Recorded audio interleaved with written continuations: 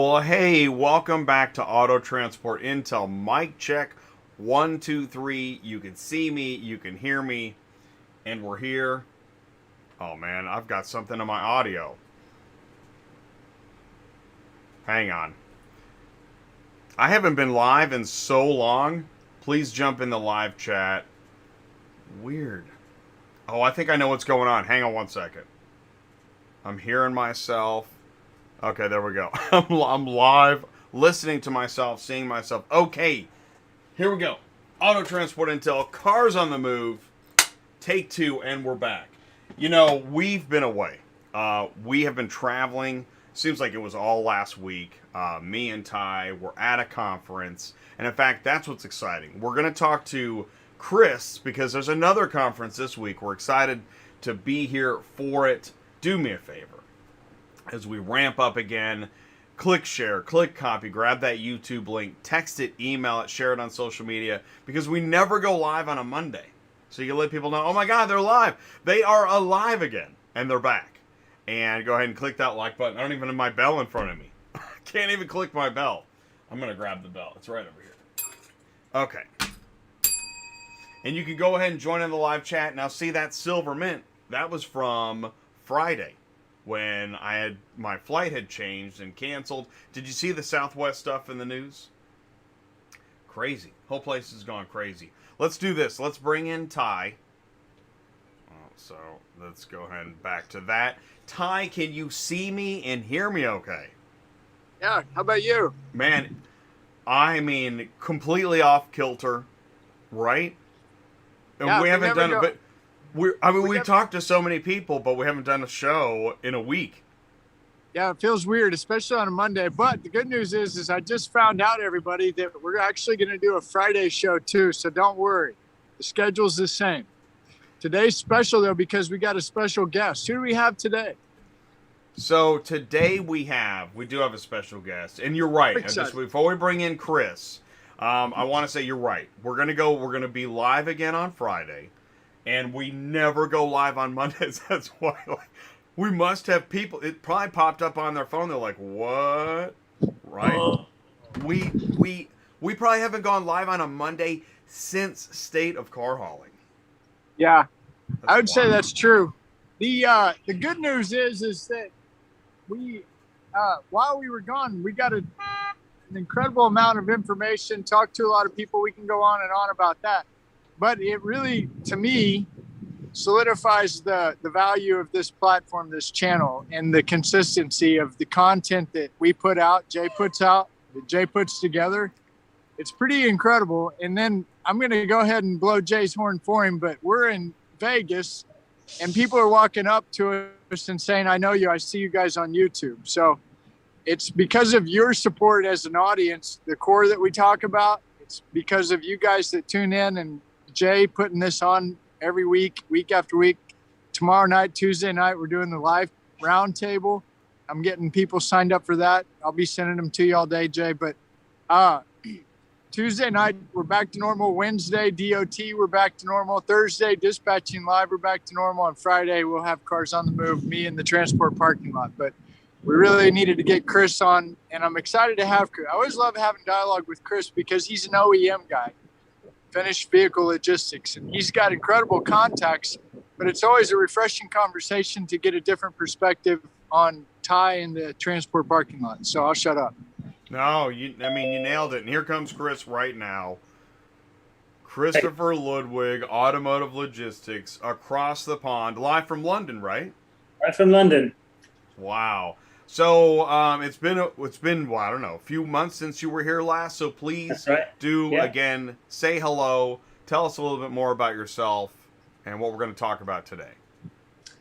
Yeah, sure. So great to be with you again, Jay and Ty. I'm Christopher Ludwig, editor-in-chief here at Automotive Logistics and Ultimate Media. We publish out of London, as Jay said, but cover the global automotive supply chain and logistics sector. Public, news, online reports, business intelligence, events, broadcasts, etc., and a lot of focus on the finished vehicle logistics space as well. And including in a number of events which we've been running in North America for for years, including some coming up literally this week, tomorrow. We'll be going live with our North America Finished Vehicle Logistics North America Live 2021 online conference. We're still online for now, which we'll talk about perhaps in a bit. But, basically, what we're doing and what we're all about is covering the ins and outs of the sector. What are the big challenges that OEMs are facing right now on the distribution side, capacity planning issues, changing technology, how the market is shifting and changing, impacts on drivers, on facilities, etc. So, spend a lot of time talking to logistics managers across OEMs, suppliers, logistics providers, just getting a read on the global sector, and of course North America being our main focus. So happy to talk about trends and issues, stuff that we see, and of course we can talk a little bit more about Finished Vehicle Logistics North America Live, which you can see, which I'm got kind of behind me now, and what we're going to be doing over the next couple of days. What I love is a treat, because we've seen you. They can push you out on stage, which I don't even think they have to. You just walk right out, and you can go there. You have so much information and so many contacts. It is actually, I'm saying it because there's somebody watching right now that has no idea how connected you are and knowledgeable too. And so for that, it's amazing. Thank you so much for taking the time to talk to us. And we've had some times where we got to know you. We got to spend time with you, and that's in Maryland and in Detroit, and we loved it, and we really appreciate it. What I want to do is, I'm going to do this. I'm going to share the screen. You were touching upon, let's go to this one, right? Let's say you haven't been here before. Mm-hmm. Say somebody hasn't been here before. Oh, we got folks popping in the live chat, right? People are like, whoa, they're back. Yeah, we're back. Let me say hello to him too. We got Salome Sapashvili. What's going on? Welcome back to Auto Transport Intel. Solo Dispatching. Hey, what's happening? Yeah, we need to reset that Zoom. Solo, please email me back. We need to reschedule. John Cochran, LAI Auto Transport from DC. What's going on? And David from Two Birds Transportation is here. Guys, you're in for a treat, because we're talking to Christopher Ludwig of Automotive Logistics, and I just shared the link. You go to automotivelogistics.media. That is the home site where you can access articles. Now, I have a membership, so I think I've got access, right? I've got... you can access across the board. Yeah, I've got subscription access. But there's still a lot of things you can get. In fact, that includes going to the page where you can register for Finished Vehicle Logistics North America Live, which starts tomorrow. And I'm pretty sure we've got a code. I think we've got some special access via ATI as well. So maybe we can share that link as well with the audience. But the site you can register. If you sign up, you can get access to a lot of our gated content, and actually most of that is free. So go onto the site and check out some of the articles there. Just the coverage. You can see just what we're covering. Right now today, whether it's Polestar building a new car in the U.S. In the Volvo factory in South Carolina, LNG car carriers coming, reporting on AI, the battery supply chain, which is growing. So we cover the whole supply chain, as I was saying in the beginning. But finished vehicles, and if you go to Focus, for example, you can do a drop down onto finished vehicle logistics and get more specific insight into what's going on in the finished vehicle sector as well. So it's a core area for us, as I was mentioning.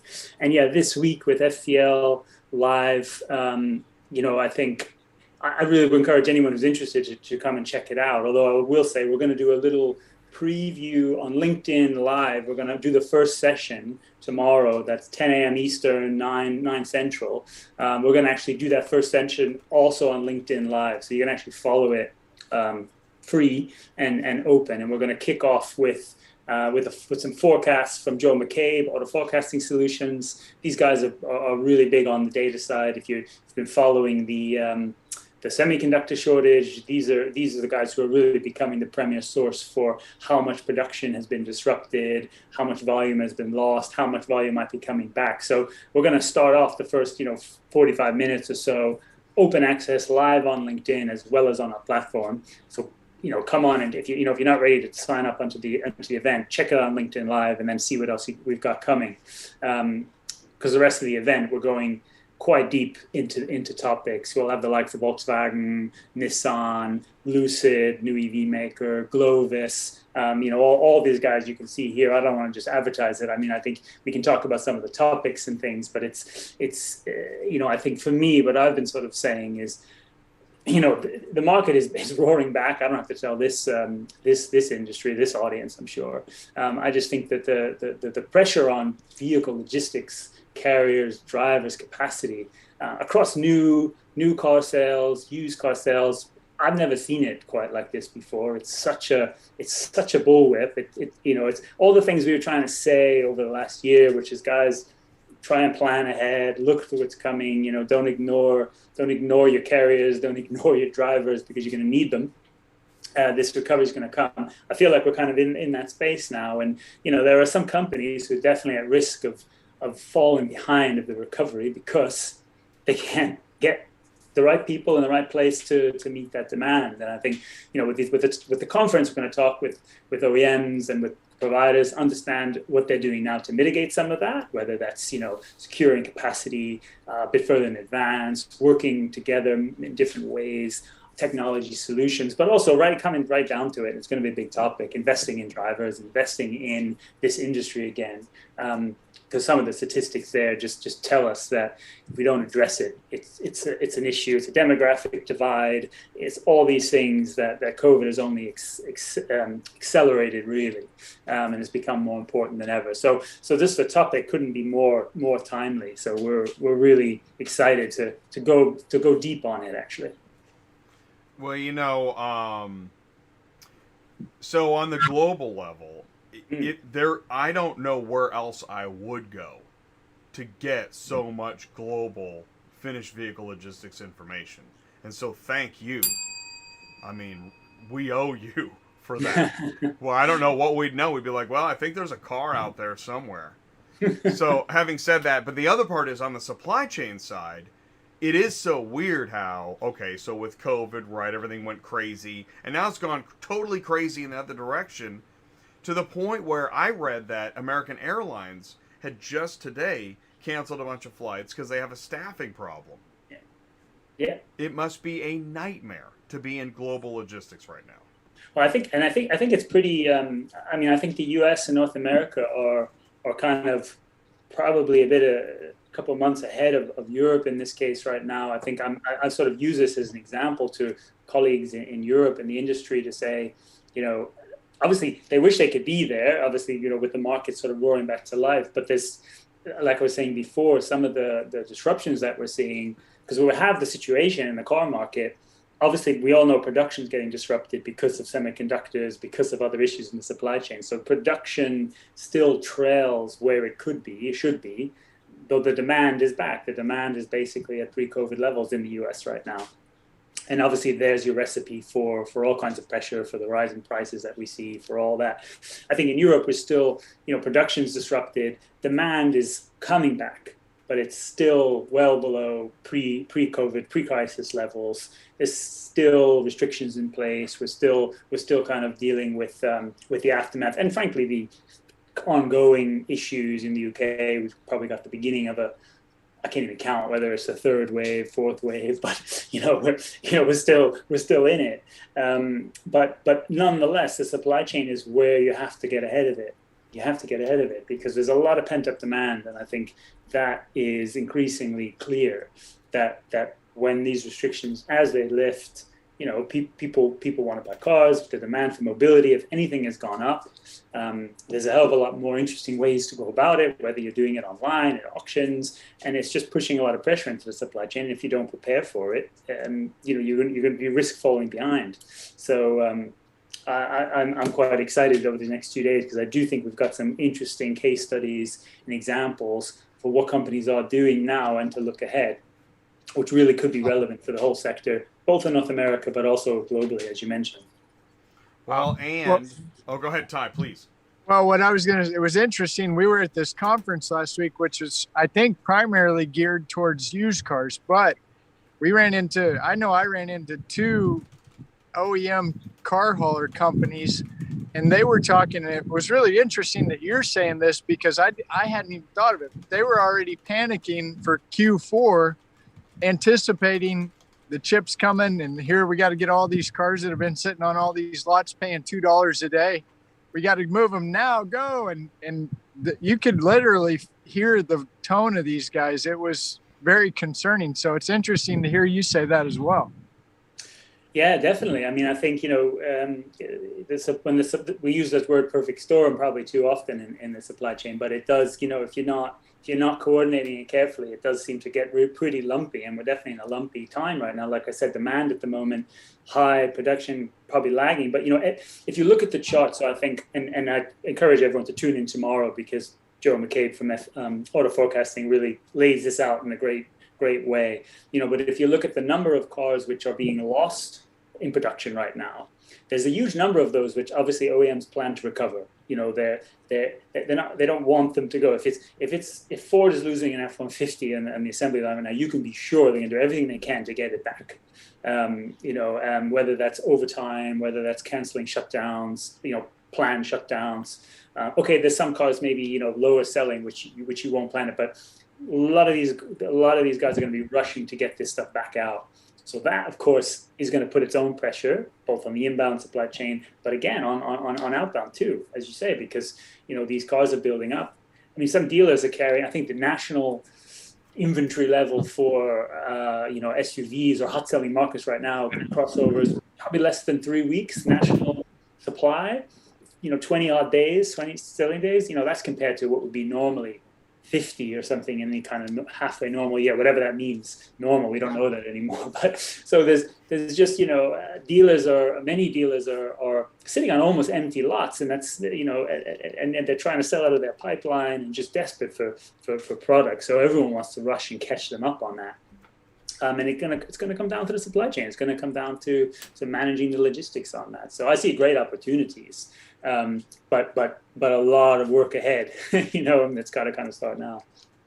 Yeah. Well, and it's also funny that you say that because as this has been building up here in the States, I would drive. I'm in a metropolitan area. I drive by and specifically look at new car stores, look at their parking lot. I'm a parking lot guy. Yeah. And I was like, man, we don't have a problem. And that was say 2 months ago. Now you get into more rural areas outside of the Metroplex and you drive by the dealership, Chevy, Ford, doesn't matter which one. They're starting to park the cars this way instead of this way to take up the space on the lot. And as I'm coming into the Metroplex, I'm starting to actually see what, I was like, oh, you guys are full of crap, but it's really here. It's really happening. I mean, these real car lots that have real OEM cars, new cars, they're really starting to look empty. Yeah. I mean, I think obviously I've had reports of people sort of driving around saying, well, it looks like some of these dealers are closed, going out of business. Was it the opposite? They can't really sell enough. It's just trying to get the product. So, and it's obviously, it's not the same. Appreciate that it's not, universal for every dealer in every part of the country and every model, clearly not. But I think the message you'll hear a lot at the event, and what we're certainly reporting on right now, are a lot of these pressures, and it leads to some higher costs, and some of that's a good thing. That means some money going back into the carrier base, which is long needed. Gives some opportunity for investment and stuff. So that's not a bad thing. That's supply and demand. It's simple. but when you've got a lot of inflationary pressures coming at the same time, that's a lot of pressure on the OEMs. You look at prices of rubber and plastics and fuel. Again, it's all going back up. At a certain point that hits bottom lines, and they're going to be worried. So it's a really interesting time. Yeah, it is. There must be marketing teams at dealerships thinking, okay, what should we do with all this empty space? And we might see answers to that. Barbecues, rock concerts. I don't know. Inflatable slide. And that way it seems like it's on purpose, because we all know that businesses always want, they got to adapt. And I want to say, speaking of adaptation, I said something interesting. I said if you're in global supply chain, it's a nightmare. Actually, it's probably an opportunity, right? Oh yeah. That's what it really is. Once you get right, you go through the stages of grief, and then you get to the acceptance stage. Like, this is incredible. I mean, I'm jotting down things like, you mentioned Brexit. Again, we don't talk about Brexit, but let's do Brexit, COVID, EV, microchips, inflation, and inventory. Sure. That should be a session. It could be. It could be. It should be. Yeah. Well, you want to hear about Brexit? So yeah, Brexit is obviously it's complicated. We talked about that a little bit the last time I was on the show, and I think what's complicated about Brexit right now is probably fully measuring what's an impact from COVID, what's an impact from Brexit. Okay, where does the line sort of go? If you look at some of the overall figures, it's really scary. I think the latest, we talk outside of automotive, UK drinks and food exports to the EU are down something like 30% from their pre-COVID levels or something, or even more. Don't I pull up the figures? But again, yes, some of that's definitely COVID. But then it's like, okay, it's not recovering with the rest because, quite simply, there's a lot more trade barriers than there used to be. If we, from before we left the single market, so you've got to fill out lots of customs forms. You have to have lots of things in place ready to go. Car industry has a free trade deal, so we can move things back and forth in theory, but it just takes a lot more paperwork than it used to. And by and large, the vehicle logistics industry probably does better than some of the other sectors do. But the world's got more complex. But so that's something we continue to deal with on this side of the pond. On the other side, I guess, what the UK is hoping for, that it's going to lead to more trade opportunities outside of the EU. So, if you're tracking the G7, Biden and Johnson kind of making a couple of noises, maybe there'll be a trade deal to come between US and UK. That's obviously the big prize for the UK. Not as big a prize for the US, I would probably say, but nonetheless, something we would hope to see. It's complicated. I think from an auto industry side, it's positive. We want to see it, but where it gets complex is in figuring out the finer details. What are the trade-offs you need? You guys might not know it, but in the UK, a really big topic is sort of chlorinated chicken. I don't know if you ever heard about that. You've heard of the chicken tax, maybe? What? No, I don't know what you're talking about. Yeah, no, you wouldn't. But in the US, it's fairly standard, or it's allowed under FDA regulations to process chickens and clean them with chlorine. It's a normal process in the US. It's not particularly deemed dangerous. But here, that of course is a very different kind of headline, and the fear of fluorinated chicken, which is really just a bogeyman for big American food producers, which will put UK farms out of business, it's a fear factor. I'm not taking a side on that. I'm just saying those are the kind of complications that come in those sort of trade deals. Auto industry, will just kind of get mixed up in that. So it's Brexit is still a big topic here, and not one that we really know the direction it's going to go. Well, I want to say this is that one of the reasons I like talking about this stuff, and one of the things I've really gotten out of being present at the conferences at Automotive Logistics, is that it's not that all of these details affect my daily life, but it really gives a macro view to what the world's looking at, which again, overall, that's what we were all working. We were tightening the screws on global supply chain. And now everything's gone crazy, and it's a great opportunity to kind of jump back in, figure out what's going on. Again, this chicken thing doesn't affect my daily life, but it gives me perspective. I love that.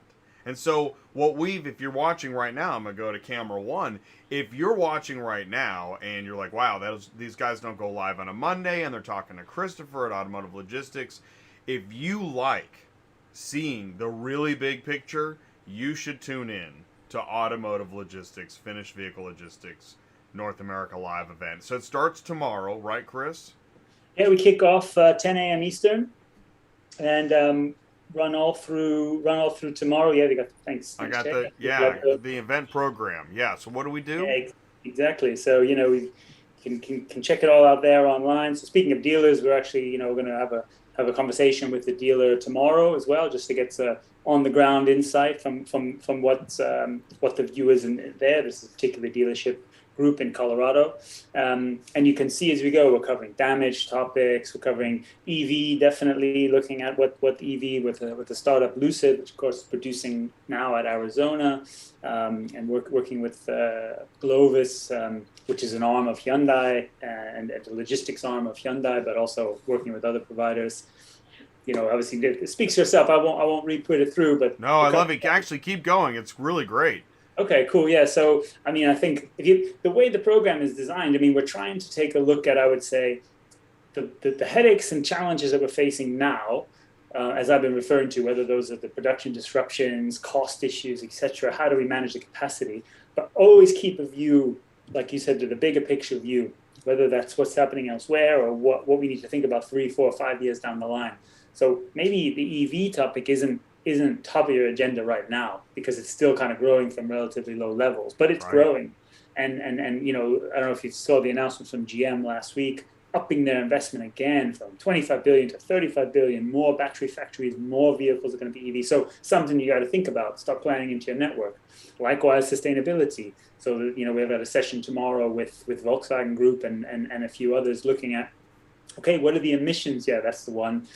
110 Eastern with Scott Mabry, Volkswagen Group America, and ICL Systems, a few other. We're going to be talking about things like, okay, what are the standards that you need to track emissions in vehicle logistics? Whether it's your trucking providers, your rail, shipping, what are the standards that the industry needs to agree on? And how do we kind of work to agree them? And then obviously, what do we do to reduce them? And there's some really interesting dichotomies that you face there. So if you take rail, for example, and you're trying to track how much emissions Volkswagen ships from Germany to the US, and you say, okay, well, let's turn much to rail and save emissions. Well, then you've got like differences between how the rail network works in Germany versus how it works in the US.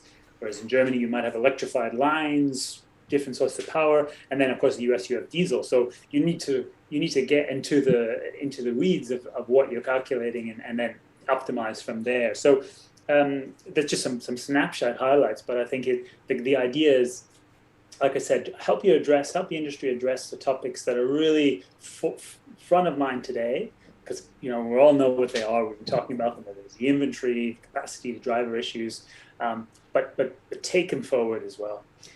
Because if you're just looking at 2 to 3 months down the line, you never solve these issues. So want to take a bit of a long view as well. So really, it would be great to have anybody who's interested to join and register, or even if you just watch us on LinkedIn, put some comments there. Tell us what you want to hear about. If there's topics that matter to you, we're always happy and open to hear ideas and go in new directions. One of the things we try to do on a regular basis is provide like information overload.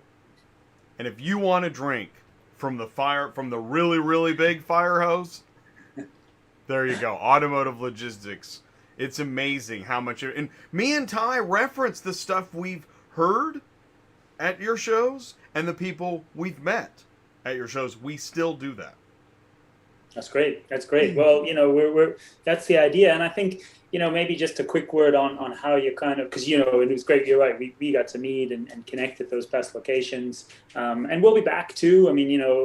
Those shows are coming back. I'll I would say, come to the Automotive Logistics site, and we'll get some more news on that for you soon, on what's developing for our in-person events. But our virtual events are actually, as a format, it is a different way to connect with people. And I think it gives you some other opportunities as well. So clearly the content, just like the show, right? So we run these events like it's a show, and then the show is available. So not everyone can tune in at 10 a.m. because you're in a meeting. So, half an hour later, you're going to be able to go back and watch that anyway. And then we'll put it on our website eventually too. So clearly we want to kind of amplify that, reach more people that way.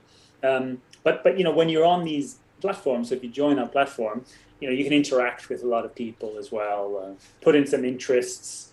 It'll match you with different potential like-minded people, or people who want to maybe work in the same, who perhaps, might help you solve problems, new business opportunities. So yeah, again, just like I said, I don't want to make it all seem like a big advert for the show, for the event, but I do think there's some benefits to checking out how to interact and perhaps meet some parts of the industry that you haven't got a chance to interact with yet. Absolutely.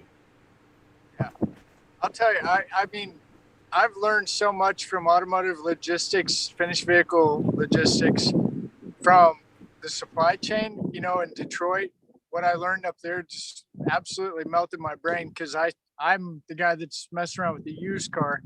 But anyway, what Chris is saying, I'm definitely tuning in. But I think there's and Chris, I was thinking on the way here, I was thinking I've always said there's a connection between the new car and the used car. And one of the reasons I always try to keep up as much as I can with the OEM, the new car, is because the new car has an effect one way or another on the used car. Is that right or wrong? Totally, absolutely. So, I mean, right now, the fact that, for example, we're disrupted from new car production, we're going to see that impact kind of continue in the used sector for, frankly, for months, probably years to come. If we look at even the COVID interruption, where, whatever, 3 months, 4 months of relatively low, almost no production, leases extended, all that kind of supply that doesn't come back into the used market. It's a direct impact, and it will continue to be. And if there's more leases getting extended, and there's just look fewer and fewer inventory coming into the used car. I mean, you'll see the prices go up, you see the scramble for it, and that does have an impact in a lot of ways. And a lot of the carrier sector, vehicle logistics, those who focus on OEM and new car, they're definitely paying attention to the used sector right now too, because I often think as well, the used sector from a logistics point of view can often be quite nimble. I think it's more flexible in terms of equipment it uses, lower loads, lots of online solutions and things, more on the spot market. So I think on the innovation side is the new car side has a lot to learn from the used car as well. And obviously vice versa. So definitely. And in fact, we have a session tomorrow. Mannheim is joining. We've got the used car specialist from Glovis, and an online freight broker, Certus, as well. So we're gonna look a little bit more at some of those dynamics, both from the kind of macro picture, what's the inventory on the used car, what's the prices, what's driving that, and how is it looking on the logistics side from other spaces. So yeah, you're bang on with that, Ty. So that would be my encouragement to anybody that's watching. You can't go wrong learning about the car industry, period. There's so much to this. Jay on Tuesday night, he's always got his little thing he puts up there, the OEM, the blah, blah, blah. And that, there's just so much to that. And that's why having this relationship with a guy like Chris and Automotive Logistics is really a huge deal for this particular platform, because it's somebody that has an incredible, and Jay said it in the beginning, the knowledge that Chris has is something that it's like, to even have him on this show and telling us this stuff is a really big deal. So Absolutely. if you guys can tune in, I really highly recommend it. You will learn something. And I think if I heard it right, we can catch the one event free on LinkedIn. Yeah, that's right. Yeah, the opening bell, so to speak. So tomorrow that'll be broadcast live on LinkedIn. First time we've actually done that. So kind of new for us as well to do that. So we're excited to sort of hopefully connect with some people that we didn't get an opportunity to before. And then, like I said, the rest of the event, we've got a discount code through ATI as well. So because you guys are partners, so we're really happy to extend that to the audience and things like that. And then again, it's, for me, it's really less about the money and things. It's about the community and the network and growing it and things. So and if it's something that doesn't work this time for whatever reason, keep up with us on the website, because we're going to bring a lot of that content to you in different ways. We'll report on it. We'll make some videos available too. So again, I think as Ty said and Jay said, let's get to know each other a bit more. And if you don't know us, we're really happy to introduce the platform and hear from you. Connect with me. Obviously put questions through to Jay and Ty as well. Again, if there's areas we can be covering more of, we're really interested to do that. That's what's so cool is now I know I'm part of helping bring awareness and bring people on board. There's somebody right now, either live or on demand, watching, and maybe they don't get the whole thing, right? I don't know. What is all this? It'll come back around. And they'll be standing at a fuel island, and someone's going to say, yeah, did you see that? Did you see that article about that port in Mexico? They're like, yeah, I heard about that on Finished Vehicle Logistics. Right? There's so much amazing news, and so we really do appreciate it. In fact, on that note, and I was saying it this week, and I wouldn't know this stuff if I wasn't drinking from the large fire hose of information. There are no railroads that go to dealerships. I'm going to say that again. There are no railroads that go to dealerships. So even if the OEM puts it on the railroad at the plant, still needs a truck somewhere to get it to the lot. And as you start to think in these terms, maybe it's time to learn more about ports and railroads and supply chains and Tier 1. Chris, I didn't even know what Tier 1 meant until Detroit. Yeah, same here. I just said that live. That's just great. Oh, that's what I'm saying. The amount of knowledge, it really is. We met in Detroit. Jay and I meet these people that build the steering columns, and they got to get them from their shop to the plant. And it's like, oh, I forgot about the steering column. That's kind of important. Right, and right now, because there's no microchips for the steering column, you got the entire truck ready to go, no steering column. It's parked off by a railhead somewhere in Missouri. Good times. Don't forget the $2 a day storage. Right, exactly. Absolutely, yeah. Well, trust me, there's lots of things about. We used to say, I think a lot of supply chain managers at OEMs said that, if they saw themselves appear in the news, it was an expletive. Something's gone wrong somewhere. It's not usually the kind of thing people need to know about. But obviously, in this industry, they're always in the news from our coverage. We're not just covering it when it goes wrong. But yeah, I mean, we at least in certain corners of the supply chain, who was talking last year so much about microcontrollers and 5 nanometer, 10 nanometer chips, or what and what some plant in Taiwan could mean to to the stability of F-150 or GM production and stuff. And now here we are. It definitely always helps to know. And the OEM, and if you don't know, don't worry, because you're not alone. You'll see when you tune into these kinds of events. It's always a challenge, and it's always an objective for an OEM to know more about their supply chain. Even if they manage to map out all the tier ones, as Ty was referring to, so the companies directly supplying parts, components, modules.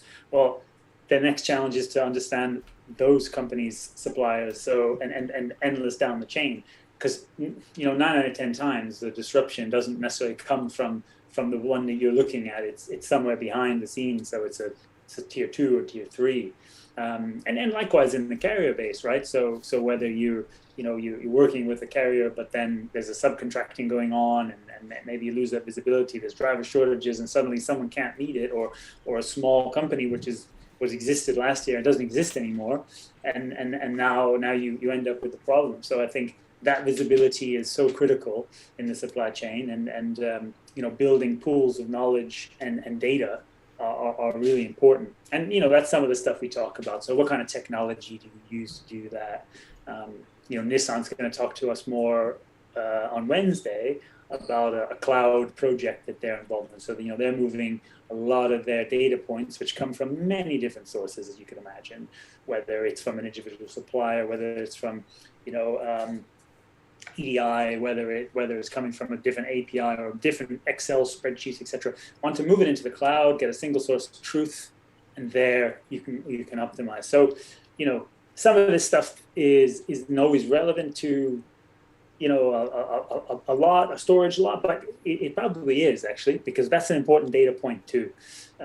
All the cars moving in and out of those lots when they're there, especially now when inventory is so low. So we got to know every car is, and they want to know. So yeah, I'm going on about it, but I do think that that's right.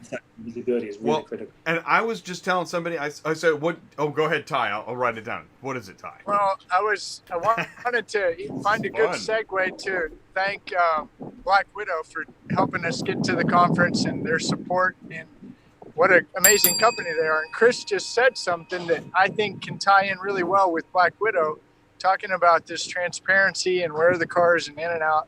And before we came on live, we were having this discussion about getting the pictures of the cars as they come out of the plant, before they go on a boat, before they go on a train, before they go on a truck, and taking these pictures of these finished vehicles and wanting to know the condition of the vehicle as or before it gets on something to take it somewhere, right?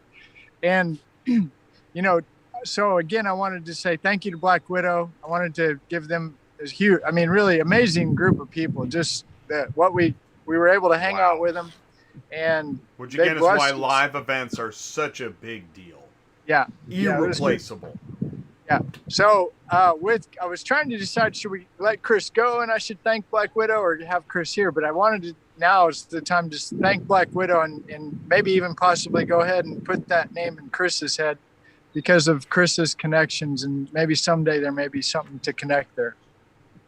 Yeah, gladly. As I said, I think what you described there in terms of capturing that information at the right time, and then being obviously to analyze and check for data and stuff, that's all critical, and again, there's so many possibilities, and these are the sorts of solutions that we're talking about and want to hear about, and our audience and our contacts and network definitely want to hear about too. So yeah, absolutely. Yeah, maybe we get Chris and the group to watch that video where Steve Gertsch at Auto Auction of Montana talking about how, revenue streams, it's increased his productivity. Yes, Black Widow helps dealers get high resolution, website ready images right after they bought it. That car won't be on the lot for weeks. Maybe just go straight to the customer that bought it in between, right? It ties in with what Chris was saying about this supply chain, where these dealers don't have cars on their lot. They're selling out of the pipeline cars that, and we even talked to Joel. I talked to Joel while we were in Vegas. Joel, how do you sell a new car? Well, it's pre-ordered now. I'm waiting on my car to find out. That's what we should do. We should drive around, take pictures of empty parking lots, and say the reason the cars aren't here is because with Black Widow, they went straight to the customer. Yeah. But it was definitely an interesting conversation. But again, it goes back to the platform, in my opinion. It goes back to what we've got here, these relationships, guys like Chris. I could sit here and honestly listen to Chris for probably 4 hours and not get tired. I know. I think I've got him booked up for the next 2 hours with all these things I wrote down. I do want to ask this, Chris. Yeah. So when is the LinkedIn live event? Yeah, that's at 10 a.m. Eastern. So tomorrow. Yeah, tomorrow. Absolutely. Yeah, tomorrow. 9 Central on LinkedIn. Tuesday the 22nd. So if you go to Automotive Logistics, our LinkedIn page, okay. You can find that information. I've shared it off my profile. So you can find that on LinkedIn. Now, again, I'm kind of new to how this actually works, so you might even be able to find the event. Yeah. If you search for Finished Vehicle Logistics North America Live, perhaps you can even find that event on LinkedIn. I think I might have found it. I'm on LinkedIn. Finished Vehicle. Okay, so yeah. So here we go. Oh, there's a share button. Copy the link. Ooh, I think I found it. I'm sharing it in the live chat. So LinkedIn, it's kind of a long link, but I think I found it. Okay, cool. Yeah, and that is so you've got a live event on LinkedIn tomorrow at 10 a.m. Eastern. And what's going to happen? Do you know? Yeah. So we're going to kick off. We're going to obviously that's the beginning of the show. So we'll obviously introduce everybody, set the scene a bit. We'll do some polls with the audience. That stuff's available on the specific platform that we're using, the event platform, but LinkedIn will be able to see it. And then we'll be bringing on Joe McCabe, who's Auto Forecasting Solutions, and he'll give us some data on what's happening in the market, some forecasts on sales, production in North America, a look at the global picture. So if you really want some of that global market view, this is going to be a great opportunity to get it, because this is data that usually you'd get via subscriptions and things like that. So, but it's a great overview, and then Joe will join me in Q&A. So we'll be going a bit deeper into some of these topics. For example, what do they see in terms of maybe new players coming into the U.S. market or North America, be they out of China, be they EV startups, Tesla fighters, etc. Who stands a chance? What might be happening in the market? So lots of different, I would say, mega trends and things like that to understand about the auto industry. We'll make the connections clearly to FEL as well. But I think just as a kind of overview of what's going on. So that's at 10, and we'll keep that live through that session and the Q&A. So people who are on LinkedIn can throw questions as well, and we'll see if we can grab them, put them to the analyst, or I can pick them up as well. That'll be the only bit that's on LinkedIn. But the rest is on the platform that Jay showed. So think if you're interested, join up and see us there. I wanted to say this too, is that I'm excited to see. So there's a session with, so when is this? Wednesday. Is that 10 a.m. Eastern, North America's used car market? Yep. Yeah, so with Joe from Mannheim, Travis from Glovis, and Trent from Acertus. That's going to be another good one for us. Yeah. Definitely. Yeah. We'll be tuning into that. Okay, awesome. Well, Chris, I know we've kept you longer. Man, we went 45 minutes. It is so much fun to talk to you. I love having Chris. Anytime, guys. My pleasure, really. Thank you so much, Chris. And I want to thank your team too. I want to say shout out to Monterey for putting this together. Mm-hmm. And the rest of the Automotive Logistics team. And we're really, so you said, and just to final, there's something coming up in America on the books, something. Yeah, we're gonna have more to come on that soon. So just keep following us on Automotive Logistics and follow us on LinkedIn. But we're definitely got some exciting news coming on that front. So tune in soon. Okay, awesome. We will. Let us know how we can help. Thank you so much for making us a media partner. We really appreciate that. It's a big deal. Pleasure, guys. Thanks so much. Appreciate all the support as well. Thank you, Chris. Bye, Chris. Thank you so much. Chris. Bye, Jay. Okay. See you guys later. Have a great one. Cheers. Okay, cheers. And I will wrap this out over here on my end, since I had such a smooth transition starting it up here on a Monday. I just want to, again, thank Christopher Ludwig, Automotive Logistics. Really, they are an amazing group. So much information. Mic check, 1, 2, 3. I think we're okay. And hey, let's go into the live chat. Guys, I know this was a strange show. This is cool. Salome says, "You motivated me to learn dispatching. Great videos. Thanks. I'm now trying to get carriers, and I'm living in PA." Wow, that is cool. Here, I'm gonna cough. So, okay, we're back. And we're back. It is Monday. Tomorrow we have Running Lane Roundtable with Ty, with Joe, with Paul, with a lot of folks. That's going to be really great. So please do tune in for that.